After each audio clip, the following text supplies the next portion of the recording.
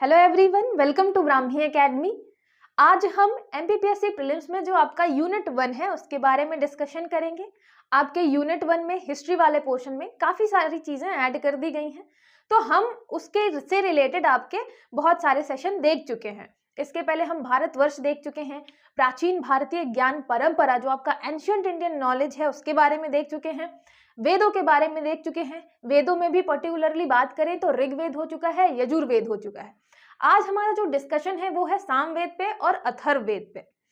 बहुत सारे अभी बच्चों के ये भी क्वेश्चन आ रहे हैं कि यहाँ से क्वेश्चन कैसे बनेंगे, तो जैसे ही मैं आपको सारी चीजें डिटेल में करवा दूंगी तो हम एमसीक्यू के फॉर्म में बहुत सारे क्वेश्चन देख लेंगे, जिससे हमें ये अंदाजा लग जाए कि क्वेश्चन कैसे बन सकते हैं। ठीक है, जब आपका पेपर आएगा अल्टीमेटली तो तभी पता चलेगा कि आपके क्वेश्चन आ कैसे रहे हैं इस वाले पोर्शन से, क्योंकि यहाँ पे पूछा हुआ है विचार और संकल्पना के बारे में, कॉन्सेप्ट एंड आइडियाज। तो इसीलिए हम पूरा कवर करते हुए चल रहे हैं। और आप वैसे भी सोचिएगा, बहुत सारे बच्चों को ये भी लगेगा कि बहुत डिटेलिंग में हो रही है मैम चीजें।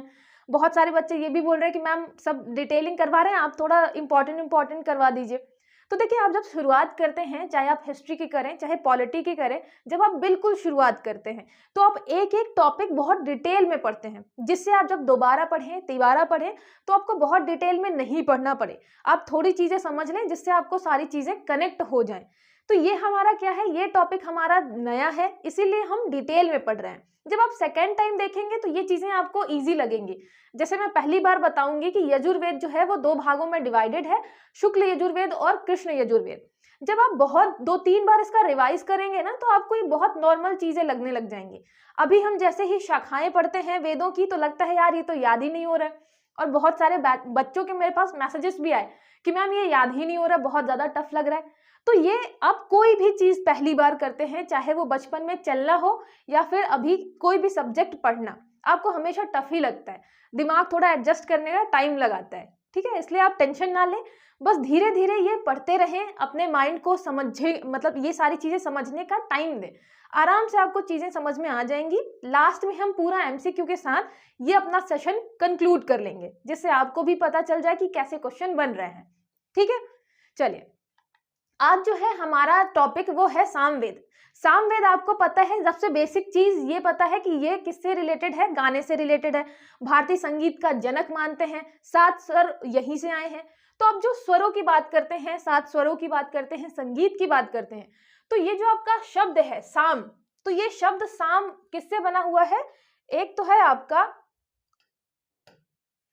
साम में एक शब्द है आपका सा, तो सा मतलब हो गया आपका ऋचा। और जो ये अम है ना, साम में सा धन अम, जो अम है ये है आपके सप्त स्वर, मतलब हमने इसका संधि विच्छेद कर लिया। तो ये हो गया सा मतलब ऋचा और अम मतलब सप्त। तो जो आपके ऋग्वेद, ऋचा कहाँ से आ गई, ऋचाएं कहाँ पे है, ऋग्वेद में है ऋचाएं। तो ऋग्वेद की जो ऋचाएं हैं जब स्वरों के साथ मिलती हैं, जो यहाँ आपके सप्त स्वर हैं जब स्वरों के साथ मिलती हैं तब बनता है आपका साम। तो इसलिए जो आपका साम रिलेटेड है वो रिलेटेड है सप्त स्वरों से, वो रिलेटेड है ऋग्वेद की ऋचाओं से। ठीक है, ऋग्वेद में क्या है, हम देवताओं की क्या कर रहे हैं, पूजा अर्चना कर रहे हैं। ठीक है, तो उनके बारे में बहुत सारे आपको मंत्र मिलेंगे, और उन्हीं मंत्रों से रिलेटेड आपके जो क्या है गीत हैं, संगीत है, वो है आपके सामवेद में। ठीक है, तो यहाँ पे देवों को प्रसन्न करने वाला गान है ये आपका सामवेद। यहाँ पे आपको जो मंत्र मिलेंगे वो देवों को प्रसन्न करने वाले होंगे। ठीक है, तो देवों को प्रसन्न करने वाला गान। वैसे भी आप सोचिए कि हमने कर्मकांड की बात की यजुर्वेद में, हमने देवताओं की बात की, मतलब देवताओं को प्रसन्न करने के लिए अलग अलग मंत्रों की बात की, कहाँ पे, उपासना की बात की ऋग्वेद में, और अथर्ववेद अभी देखेंगे। तो उसके साथ साथ हमने ये भी देखा कि देवताओं को आहुति देने के साथ साथ मनोरंजन भी देते थे। आपके जो यहाँ के ऋषि रहते थे, जो लोग रहते थे, उनका ये मानना था कि आप जो आहुति दे रहे हैं भोजन की, उसके साथ साथ मनोरंजन भी जरूरी है। तो ये जो आपका गान वगैरह लाया गया वो यहीं से लाया गया कि जो आपका गान जो है वो थोड़ा मनोरंजन ऐड करे आपकी इन सारी चीजों में, है ना। तो ये यहाँ से आया आपका सामवेद।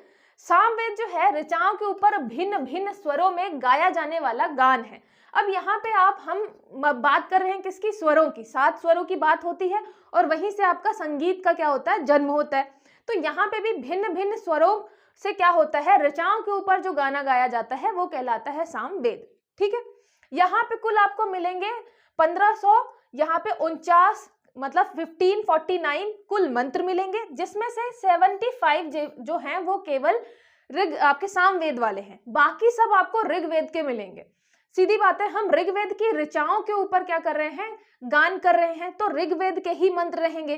तो मैक्सिमम यहाँ पे जो मंत्र हैं वो ऋग्वेद की हैं ऋचाएं, सिर्फ 75 जो है सामवेद की खुद की मौलिक जो है वो मंत्र है। ठीक है, ये समझ में आया आपको?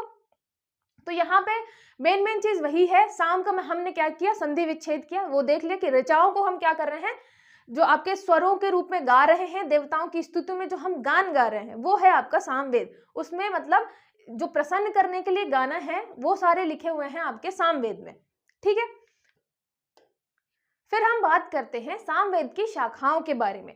शाखाएं मतलब क्या, आपको पता है कि जो वेद हैं वो बाद में संकलित किए गए अलग अलग ऋषियों द्वारा। तो जो अलग अलग ऋषि ने जो भी मतलब संकलन किया जिस भी भाग का, तो अपने नाम पे शाखाएं वो बना दी है ना, इसलिए आपको मिलेगा कि बहुत सारे ऋषियों के नाम पर ही अलग अलग वेदों की शाखाएं हैं। ऐसे ही आपके जो सामवेद है इसमें भी आपको 3 शाखाएं मिलेंगी। सबसे पहला है आपका कौथुमीय। अब ये याद रखना है आपको कि एक बार में याद करने की कोशिश नहीं करना है, क्योंकि अलग नाम है कौथुमीय। चाहे तो आप 2-3 बार क्या करेंगे, रिलेट करेंगे किसी चीज से, या 2-3 बार पढ़ेंगे जब, तो आपको ये नॉर्मल नाम लगने लग जाएगा कौथुमीय। कौथुमीय में आपको छांदोग्य उपनिषद इसी शाखा का है।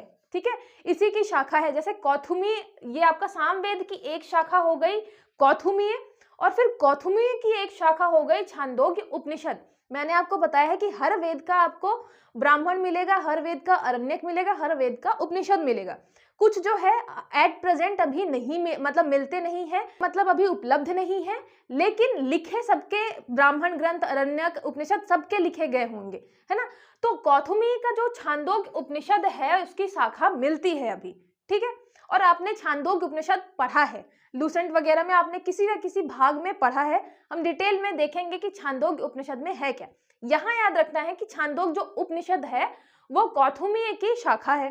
ठीक है, फिर यह शाखा गुजरात में ज्यादातर प्रचलित है। याद रखिएगा, कौथुमीय जो है आपकी गुजरात वाले एरिया में काफी ज्यादा प्रचलित है।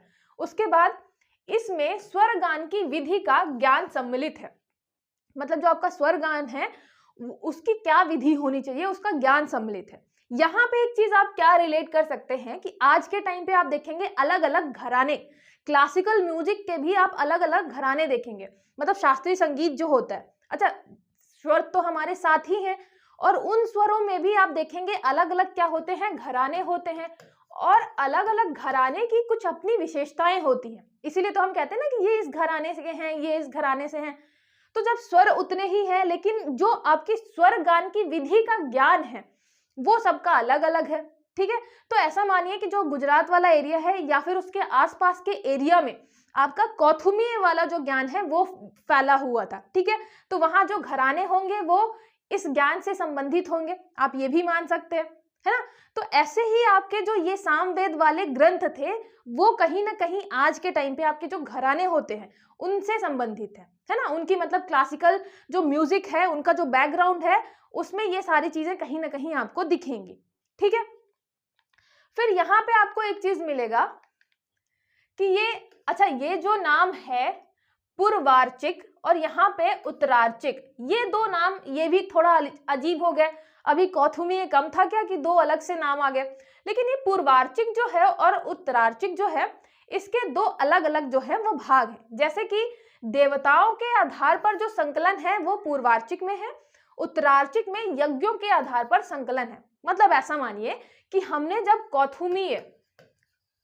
कौथुमीय मान लीजिए कोई बुक है, अगर मैं बात करूं कि मान लीजिए ये लक्ष्मीकांत है, तो लक्ष्मीकांत का तो ऐसा भाग है नहीं, मान लेते हैं ये आपकी कोई ऐसी बुक है जिसका पार्ट ए और पार्ट बी है ना। तो ऐसी कोई बुक है जिसका पार्ट ए और पार्ट बी है, तो जो आपका पार्ट ए वाला पोर्शन है, पार्ट 1 वाला जो पोर्शन है, मान लीजिए हिस्ट्री की कोई बुक है, तो पार्ट 1 जो है वो कहलाएगा आपका पूर्वार्चिक। ठीक है, पूर्वार्चिक। जैसे आपकी एंशिएंट हिस्ट्री हो गई एक पार्ट, और एंशिएंट हिस्ट्री में आप एंशिएंट वाली ही चीजें बताएंगे, प्राचीन भारत की जितनी भी चीजें हैं वही डिस्कस करेंगे। सेम ऐसे ही जो आपका मान लीजिए एक पार्ट है पूर्वार्चिक, उसमें देवताओं के आधार पर संकलन किया गया है गीतों का। ठीक है, तो यहाँ पे जो है आपके देवताओं पर ज्यादा फोकस किया गया है। ठीक है, फिर इसका जो दूसरा पार्ट है, जब हम बात करेंगे पार्ट बी की या पार्ट 2 की बात कर ले, तो पार्ट 2 में आपका आता है उत्तरार्चिक, ठीक है, उत्तरार्चिक। तो ये मान लीजिए आपका ये क्या है, ये आपका मिडिवल हिस्ट्री है, मध्यकालीन भारत है। तो मध्यकालीन भारत में आपको मध्यकालीन से रिलेटेड चीजें मिलेंगी। सेम ऐसे ही उत्तरार्चिक में आपको क्या मिलेगा, यज्ञों के आधार पर संकलन मिलेगा, यज्ञों के आधार पर। मतलब यहाँ पे जो आपके सामवेद के मंत्र हैं, जो उससे संबंधित गीत हैं, तो उत्तरार्चिक में यज्ञ से संबंधित गीत मिलेंगे और पूर्वार्चिक में आपको देवताओं से संबंधित गीत मिलेंगे। ठीक है, तो आप एक बार में अगर सोचेंगे कि ये इतना कठिन है, कैसे याद होगा, तो परेशान मत होइए, आपको एक बार में याद नहीं करना है, आपको आराम आराम से करना है। अभी बस मैं डिटेल में क्यों बता रही हूँ कि आपको एक बार नोट्स जो आपके बने वो प्रॉपर पूरे अच्छे से नोट्स बने, है ना। फिर आपको जब रिवाइज करना होगा तो वैसे भी आप एक बार रिवाइज करेंगे तो कुछ चीजें कम कर लेंगे, दूसरी बार रिवाइज करेंगे तो और कम कर लेंगे। ठीक है, तो पहली बार कम से कम पढ़ रहे हैं तो डिटेल में सारी चीजें पढ़िए, है ना। जैसे आज हम एंशिएंट हिस्ट्री जब पढ़ेंगे, रिवाइज करेंगे, तो आपको पता है कि आपने जब पहली बार पढ़ी होगी एक एक पॉइंट बहुत अच्छे से पढ़ा होगा, है ना। सेम ऐसे ही, तो परेशान नहीं होना है। फिर बात करते हैं इसके दूसरे भाग की, जो आपका अभी हम क्या देख रहे थे, अभी हम देख रहे थे यहाँ पे देखिए सामवेद की शाखा के बारे में बात कर रहे थे, ब्रांचेस ऑफ सामवेद। एक हो गया आपका ये कौथुमी, ठीक है, ये हो गया कौथुमी। दूसरा यहाँ पे देखिए, दूसरा हो गया आपका, ये दूसरा नंबर है, दूसरा हो गया आपका राणायणीय। यहाँ पे राणा है, फिर या है, फिर नीय है, तो राणायणीय। यह शाखा जो है महाराष्ट्र वाले पोर्शन में काफी ज्यादा प्रचलित है। ठीक है, तो अब डिटेल में नहीं जाना है क्योंकि डिटेल में ज्यादा आएगा नहीं, बहुत सारी चीजें मिलती भी नहीं है, बस आपको शाखा का नाम याद रखना है। पहला वाला है कौथुमी, दूसरे वाले में आप सिर्फ राणा याद करिए। ठीक है, राणा जी आपके, तो ये राणा है सेकेंड नंबर पे सोमवेद के, सामवेद के आपके। फिर तीसरे नंबर के जो हैं, तीसरे नंबर के हो गए जैमिनीय।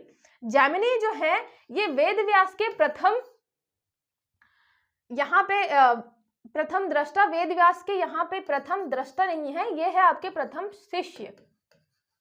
वेद व्यास जी जिन्होंने वेदों का संकलन किया, उनके प्रथम शिष्य थे आपके जैमिनी। यही है प्रथम दृष्टा किसके, आपके जैमिनी संहिता के। ठीक है, ये जैमिनी संहिता जो है आपकी, जो कि किसका भाग है, सामवेद का भाग है, इसके प्रथम दृष्टा मतलब किसे दिखा ये चीजें, ये दिखे आपके जैमिनी ऋषि को, जो कि वेद व्यास के प्रथम शिष्य हैं। ठीक है, फिर इसके प्रमुख देवता, हम जैमिनी की बात करें तो प्रमुख देवता कौन है, ये है सविता। सविता मतलब सूर्य। ये आपने ऋग्वेद में ऑलरेडी पढ़ा है कि जो आपकी गायत्री मंत्र है वो सविता देवता को समर्पित है, मतलब सूर्य भगवान को समर्पित है। ठीक है, तो ये हो गया आपका, तीन चीजें आपको पढ़नी थी। एक पढ़ना था आपका कौथुमीय, ठीक है, उसके अलावा याद रखना था पूर्वार्चिक और उत्तरार्चिक। पूर्व में बात करेंगे देवताओं की, उत्तर में बात करेंगे यज्ञों की। ठीक है, बस इतना ही याद करना है। उसके बाद हम बात करते हैं राणा की। राणा जी कहाँ है, महाराष्ट्र वाले एरिया में है। ठीक है, फिर आते हैं आपके जैमिनी। जैमिनी को रिलेट करना है कि यहाँ पे इनके प्रमुख देवता हो गए सविता, सूर्य भगवान, और लिखा किसने है, तो ये जैमिनी ऋषि ने लिखा है। ठीक है, फिर बात करते हैं अथर्ववेद की। अच्छा, ज्यादा चीजें मुझे सामवेद में मिली नहीं है, ये चीजें तो आपको पहले से ही पता है कि जो आपका सामवेद है भारतीय संगीत का जनक है। उसके अलावा मैंने आपको बता ही दिया कि 1549 टोटल मंत्र हैं, उसमें से 75 सिर्फ किसके हैं, सामवेद के, बाकी ऋग्वेद से लिए गए हैं। ठीक है, और मैंने आपको शाखाएं बता दी, ज्यादा डिटेल में ज्यादा कुछ मुझे मिला नहीं और मुझे इंपॉर्टेंट नहीं लगा जो भी मिला। ठीक है, तो हमें सिर्फ इतना ही पढ़ना है। फिर बात करते हैं अथर्ववेद की। अथर्ववेद जो है वो यज्ञ के सर्वांगीण संस्कार के लिए इसका संकलन किया गया था। मैंने बताया था इसका पुरोहित होता है ब्रह्मा, और एक चीज ब्रह्मा के बारे में मिलती है कि इन्हें तीनों वेदों का ज्ञान, मतलब इसको मिला के चारों वेदों का ज्ञान होता था। जो आपके अलग अलग पुरोहित हैं वो अपने अपने वेदों का ज्ञान रखते थे, लेकिन जो ये ब्रह्मा है ये चारों वेदों का ज्ञान रखते थे, जिससे जो आपका यज्ञ का सर्वांगीण संस्कार है वो कंप्लीट करवा पाए। इसके अलावा अगर कोई विघ्न वगैरह आ रहा है, कोई प्रॉब्लम आ रही है, तो उसको भी ये हैंडल कर पाए। ठीक है, तो इसलिए ये मान के चलिए कि आपके पास ब्रह्मा के पास जो है बहुत सारा नॉलेज होता था। ठीक है, फिर इसकी रचना किसने की है? तो अंगिरस और अथर्वा ऋषि ने की है। ये अथर्वा के कारण ही क्या कहलाता है? अथर्व वेद कहलाता है। ठीक है, आप बस क्या याद रखिए, अथर्वा और अंगिरस दोनों आ से नाम है। अंगिरस और अथर्वा ऋषि क्या है? रचनाकार है। ठीक है, फिर इसके 20 कांड हैं। जैसे कि हम पढ़ते हैं ऋग्वेद के 10 मंडल हैं मंडल क्रम में, तो ऐसे ही 20 कांड है किसमें? आपके अथर्ववेद में। 430 सूक्त हैं और मंत्रों का आप लगभग मान के चलिए कि 6000 मंत्र हैं। ठीक है, और 730 हैं, तो यहाँ पे आप लगभग दिमाग में 700 सूक्त मान के चलिए कि यहाँ पे 20 कांड है, 700 सूक्त है, 6000 मंत्र है। ठीक है, एग्जैक्टली आपको अभी इतनी डिटेल में नहीं जाना पहली बार में, अभी दिमाग को आराम आराम से चीजें बतानी है ना, एकदम से झटका नहीं देना है। फिर देखिए यहाँ पे हम क्या बात करते हैं, हम हमेशा पढ़ते हैं कि जो आपके वेद त्रयी हैं, है ना, जो आपके वेद त्रयी हैं, वेद त्रयी में ये जो आपका त्रयी है, सिर्फ 3 वेद इंक्लूड होते हैं। कौन कौन से? एक तो होता है आपका ऋग्वेद, दूसरा होता है आपका यजुर्वेद और तीसरा होता है आपका सामवेद। ये आपको पता ही होगा। हम कभी भी अथर्ववेद को नहीं ऐड करते आपके वेद त्रयी में। क्यों? क्योंकि जो विषय वस्तु है अथर्ववेद की, उसमें आपको जो जादू टोना मिलेगा, उसमें आपको बहुत सारी कृषि से रिलेटेड हो गई, आपका औषधि से रिलेटेड हो गई, बहुत सारे ऐसे चीजें आपके अथर्ववेद में इंक्लूड की गई हैं जो कि मानी जाती हैं कि वो अनार्य जाति की हैं। अनार्य, ऐसा मानिए कि जब हम वेद लिख रहे थे, आपको पता है आप और शो है, लेकिन लिखा किसने है? आर्यों ने लिखा है।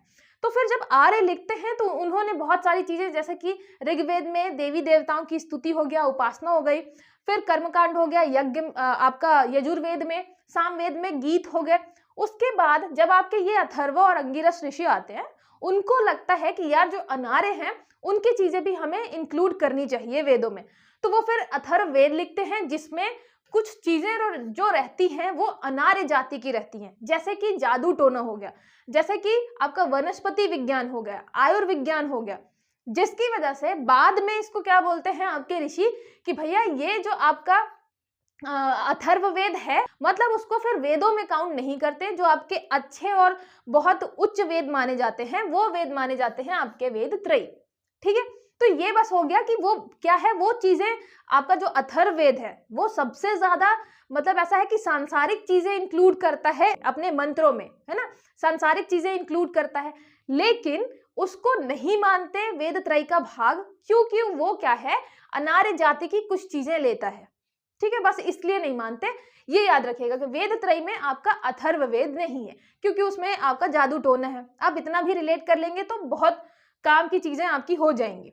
ठीक है, फिर बात करते हैं विषय वस्तु की, कि विषय वस्तु के आधार पर इसका विभाजन कैसे है। हम हमेशा शाखाएं पढ़ते हैं अलग अलग वेदों की, तो विषय वस्तु के आधार पर एक तो है आपका आध्यात्म विषयक, जैसे कि ब्रह्म हो गया, परमात्मा हो गया, आश्रम आदि, ब्रह्म परमात्मा, इन सब के बारे में आपको अथर्ववेद में मिलेगा। फिर आधि भौतिक मतलब राज्य हो गया, राज्य का शासन, युद्ध हो गया, इन सब के बारे में भी आपको मिलेगा अथर्ववेद में। ये हम देख रहे हैं कि अथर्ववेद में किन किन विषयों के बारे में लिखा गया है। ठीक है, फिर आधि देवता हो गया, मतलब ये आपका रोग हो गया, चिकित्सा हो गया, दीर्घायु, ग्रह निर्माण, इन चीजों के बारे में भी आपके अथर्ववेद में लिखा है। मतलब अथर्ववेद का जो आपका कंटेंट है वो बहुत ही ज्यादा सांसारिक वाला है। आजकल के टाइम पे ऐसा मानिए कि हर एक जो लोगों को चीजें काम आती हैं उससे रिलेटेड यहाँ पे आपको बहुत सारे मंत्र लिखे गए हैं। लेकिन वो क्या है, अब देखिए ऋग्वेद में तो वैसे भी देवताओं की स्तुति है और ये सारी चीजें हैं, कर्मकांड है या आपका यजुर्वेद में, तो उससे थोड़ा हटके है, बस इसलिए वेद त्रयी का भाग नहीं है। ठीक है, फिर यहाँ पे आपने देख लिया कि ये सारी चीजें जो है ये विषय वस्तु है, मतलब ये सब्जेक्ट है आपके अथर्ववेद के। इसके अलावा भी बहुत सारी चीजें हैं, उसको हम अभी देखेंगे। फिर शाखाएं, ब्रांचेस की बात करते हैं, तो जो आपका अथर्ववेद है उसकी 2 शाखाएं हैं जो अभी प्राप्त होती हैं। अच्छा, जब मैं ये बताती हूँ कि शाखाएं, इसका मतलब ये नहीं है कि इतनी ही शाखाएं हैं, इसका मतलब ये है कि इतनी शाखाएं अभी मिलती हैं। ठीक है, इतने ही ब्रांचेस अभी मिलते हैं। एक आपको नाम मिलेगा शौनक, एक आपकी ब्रांच है शौनक, और दूसरा है पिप्पलाद। पिप्पलाद ये आपके ऋषि हो गए।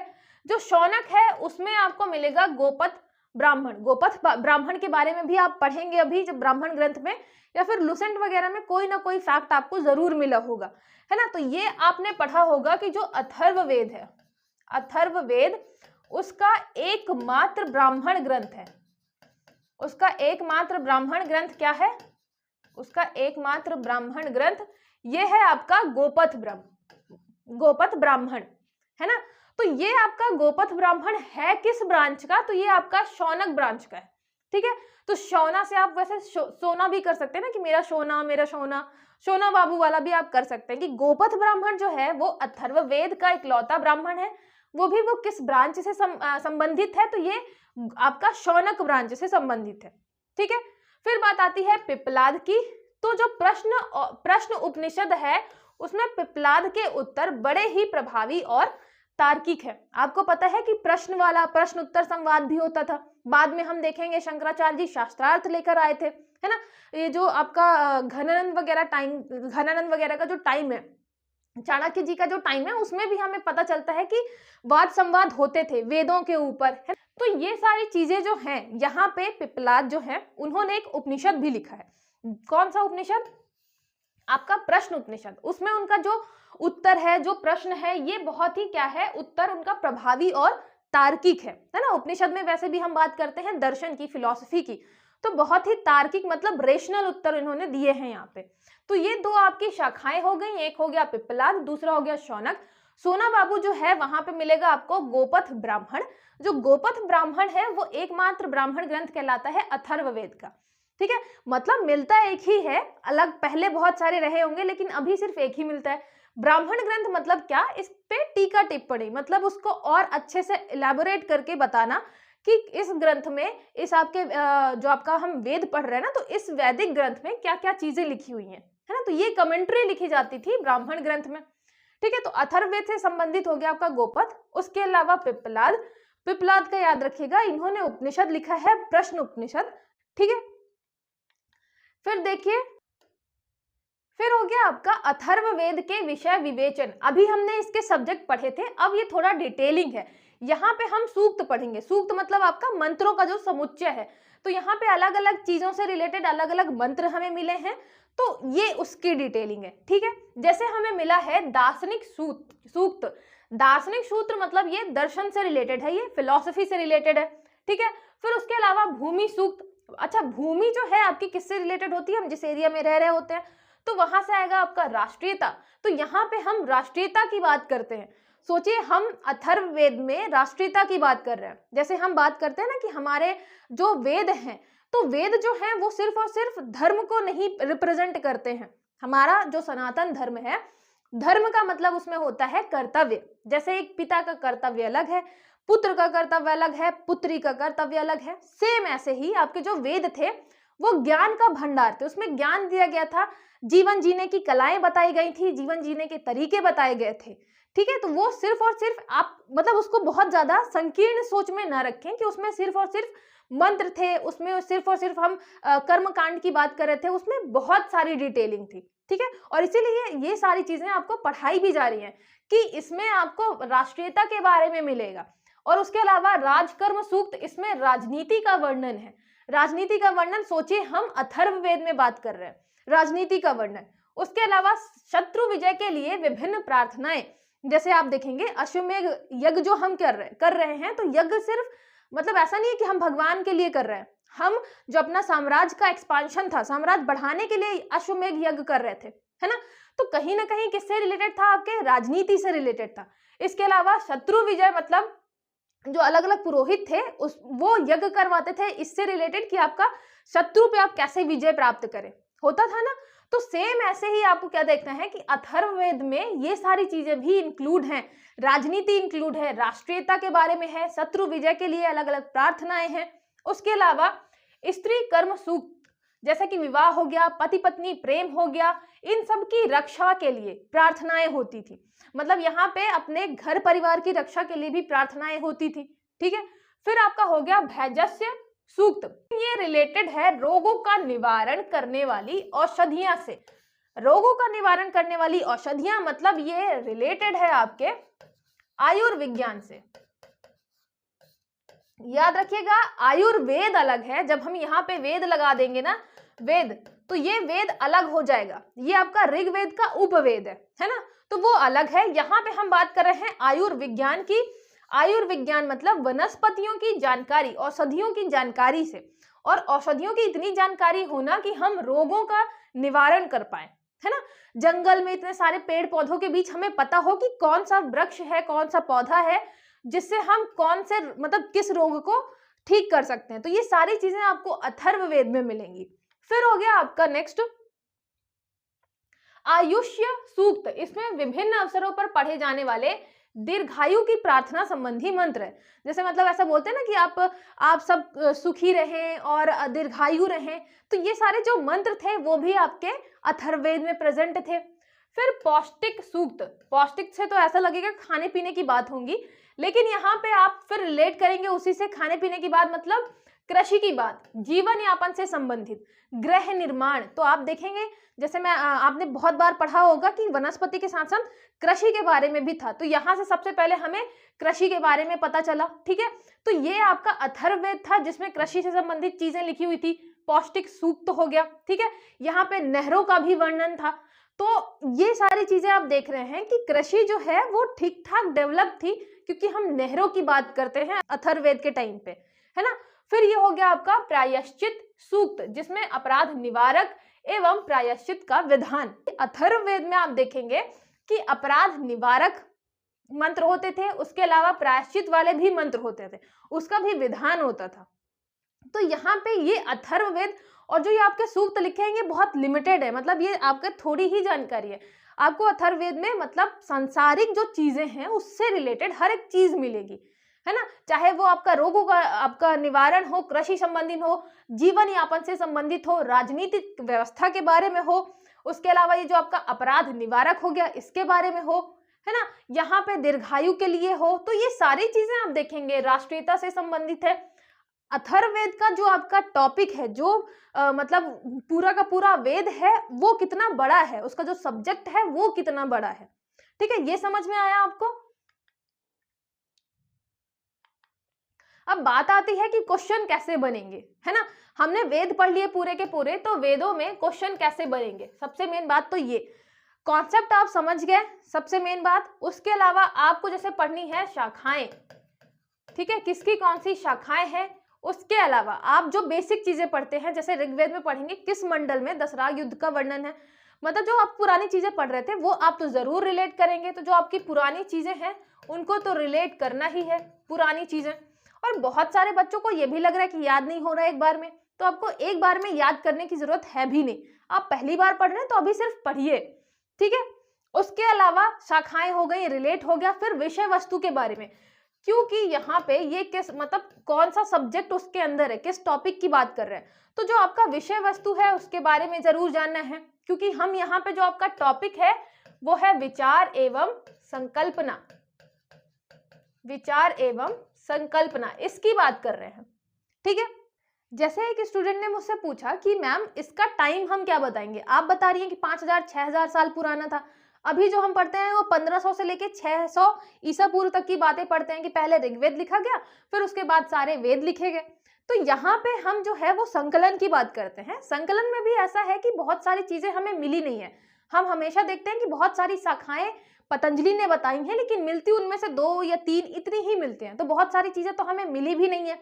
फिर एक चीज आप और समझिएगा, जैसे हम जब हड़प्पा पढ़ते हैं, जैसे आप जब हड़प्पा पढ़ेंगे तो आपको पता है कि जो आपका मोहनजोदड़ो था उसमें मतलब जब उसकी खुदाई हुई तो उसमें 2-3 लेयर मिली, किसकी, नदी की, नदी के कारण डूबने की। मतलब वो जो शहर था वो नदी के कारण, मोहनजोदड़ो आपका कई बार डूबा था फिर कई बार बसा था, है ना। ये हमें कैसे पता चला, जब हमने उसके हर एक परत की खुदाई करी।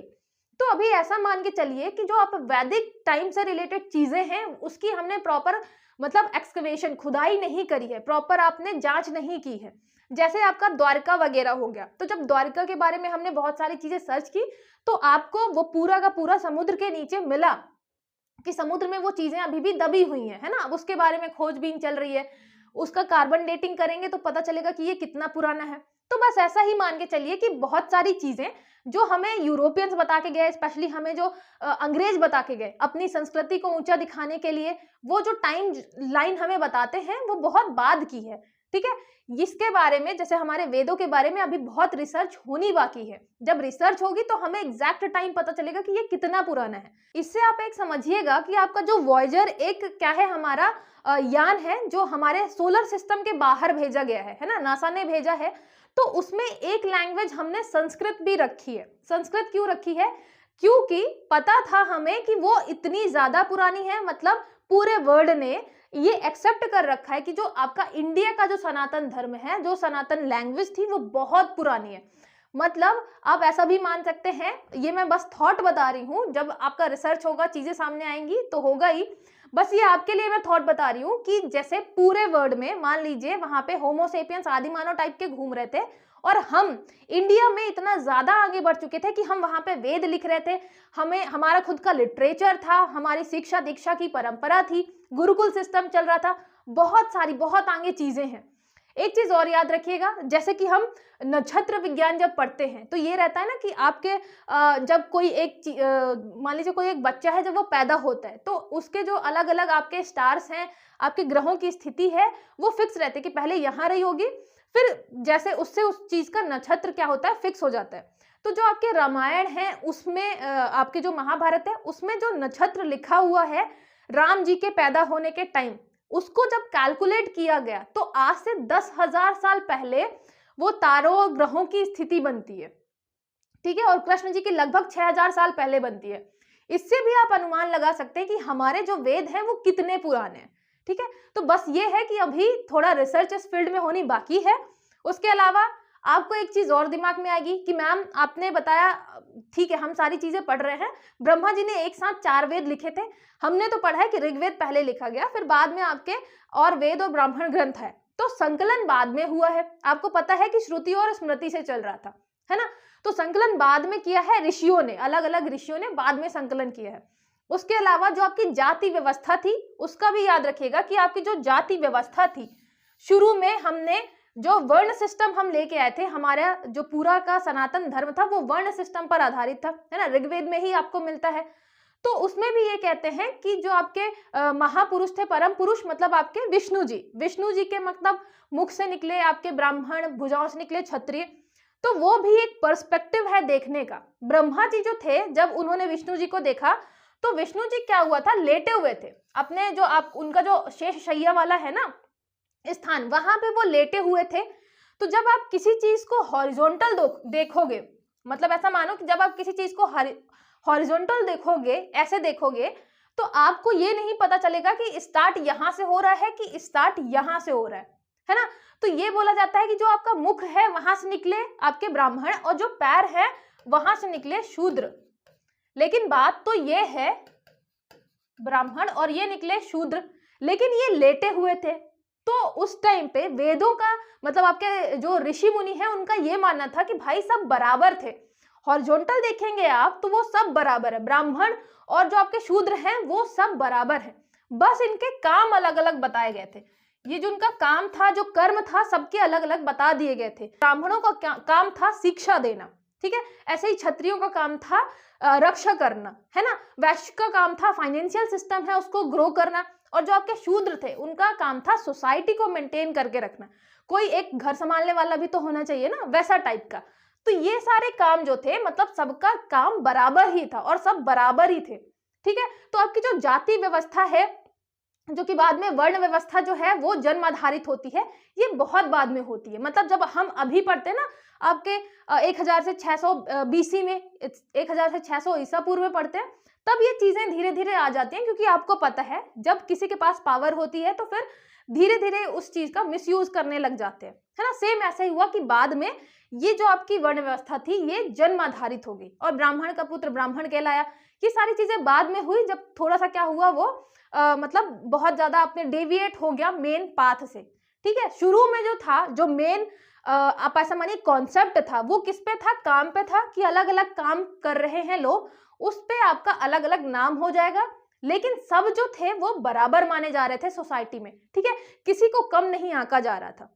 तो इसलिए आपका जो पूरा वेदों का हमने कॉन्सेप्ट देखा, वेदों से रिलेटेड हमने जितनी भी चीजें देखी, आई होप आपको समझ में आई होगी। इससे रिलेटेड हम एमसीक्यू जरूर कर लेंगे, जिससे आपको ये क्लियर हो जाए क्वेश्चन कैसे बन सकते हैं। जितने भी पॉसिबल एमसीक्यूज होंगे हम वो सारी चीजें देख लेंगे।